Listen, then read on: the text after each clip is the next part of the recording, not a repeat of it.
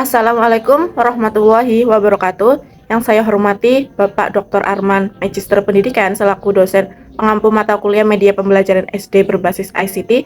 Perkenalkan, saya Abela Garwiwenda dengan NIM 063. Di sini saya akan menyampaikan penjelasan ulang materi yang telah Bapak sampaikan pada minggu lalu yang berjudul teori-teori belajar yang mendukung penggunaan media pembelajaran berbasis ICT. Langsung saja ke penjelasannya. Menurut B.F. Skinner, dalam teori behaviorisme belajar adalah aktivitas yang terjadi di dalam pikiran dan dapat disimpulkan hanya dengan perilaku yang diamati. Perilaku dibentuk oleh kemungkinan penguatan untuk membentuk respons yang diinginkan. Lalu ada implikasi pada pembelajarannya, yaitu pembelajaran harus memberikan rangsangan dan penguatan yang tepat untuk mencapai respons yang dipelajari dan diinginkan. Kemudian ada juga implikasi pada penggunaan ICT-nya, yaitu program komputer dapat memberikan rangsangan dan penguatan yang konsisten dan dapat diandalkan secara individual. Sedangkan menurut Atkinson dan Schifrin, dalam teori pemrosesan informasi belajar adalah menyediakan informasi ke dalam memori manusia, mirip dengan cara komputer menyimpan informasi. Ada tiga jenis penyimpanan. Pertama ada register responsive untuk menerima informasi. Kedua ada memori jangka pendek atau short term memory untuk menahannya sementara. Dan yang ketiga memori jangka panjang atau long term memory untuk menyimpan informasi tanpa batas. Kemudian implikasi pada pembelajarannya yaitu pembelajaran harus menarik perhatian, memberikan jenis tindakan yang tepat, dan menyediakan praktik yang cukup untuk memastikan, mengkodekan, dan mempertahankan retensi. Ada juga implikasi pada penggunaan ICT-nya, yaitu aplikasi komputer memiliki kualitas untuk menarik perhatian siswa dan menyediakan aplikasi dan latihan berulang-ulang secara individual. Adapun menurut Robert Gagner, dalam teori perilaku kognitif, pembelajaran dibentuk dengan menyediakan kondisi instruksional yang optimal. Pembelajaran mencakup 9 peristiwa pembelajaran yang berbeda sesuai dengan jenis keterampilan yang diajarkan dan pendekatan hierarki keterampilan yang menyajikan keterampilan sederhana dan membangun keterampilan yang kompleks. Prinsip pembelajaran menurut teori perilaku kognitif ini adalah pembelajaran dibentuk oleh urutan kejadian instruksional yang sesuai dengan jenis pembelajarannya.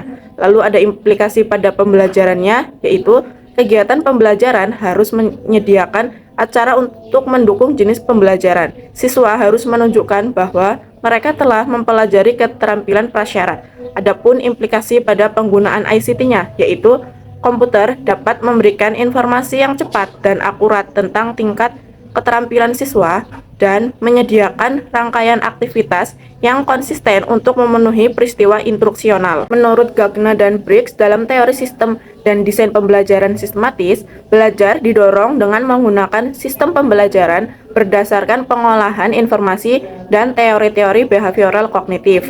Lalu ada pula prinsip pembelajarannya, yaitu pembelajaran paling efisien bila didukung oleh sistem pengajaran yang dirancang dengan baik. Kemudian ada implikasi pada pembelajarannya dan implikasinya pada penggunaan ICT-nya, yaitu pembelajaran harus terstruktur dan berurutan, dan siswa harus terus dipantau saat mereka maju melalui sistem instruksional. Aplikasi komputer dapat memberikan urutan informasi, latihan, dan penilaian, serta dapat memberikan informasi yang cepat dan akurat tentang kemajuan setiap siswa. Poin selanjutnya dalam materi ini adalah implikasi teori belajar objektivisme terhadap strategi pengintegrasian media berbasis ICT.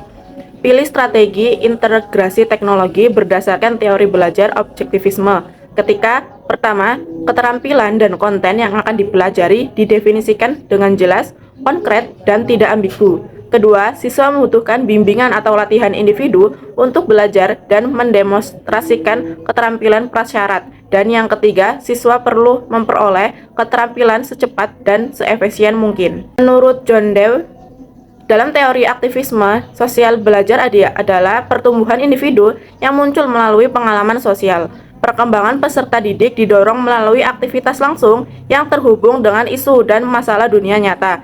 Adapun prinsipnya, yaitu pembelajaran memerlukan interaksi sosial antar siswa terhadap masalah dan persoalan yang langsung menjadi perhatian mereka.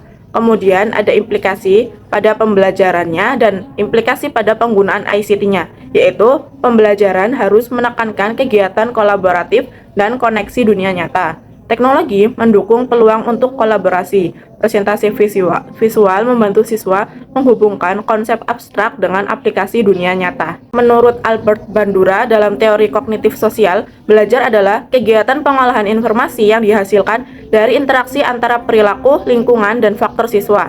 Siswa belajar baik melalui tindakan yang mereka lakukan atau melalui mengamati orang lain. Adapun implikasi pada pembelajarannya dan implikasi pada penggunaan ICT-nya, yaitu pembelajaran harus menyediakan model yang menunjukkan penampilan keterampilan yang baik oleh siswa yang serupa. Teknologi dapat secara efisien menampilkan berbagai model video penampilan siswa yang baik dan dapat meningkatkan efisien diri melalui video pemodelan diri. Sedangkan menurut Lev Vygotsky dalam teori scaffolding, belajar adalah perkembangan kognitif yang dibentuk oleh perbedaan individu dan pengaruh budaya.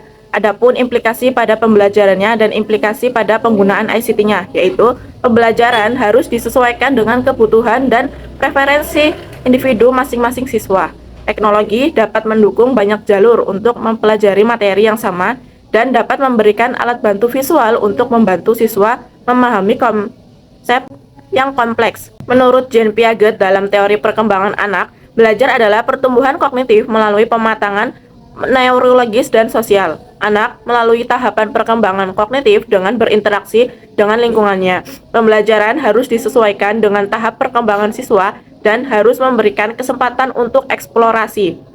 Teknologi dapat menyediakan manipulatif elektronik yang mendukung kegiatan eksplorasi untuk berbagai tahap perkembangan. Jerome Bruner dalam teori discovery learning menyatakan bahwa belajar adalah pertumbuhan kognitif melalui interaksi dengan lingkungan. Anak-anak lebih mungkin untuk memahami dan mengingat konsep yang mereka temukan selama interaksi mereka dengan lingkungan.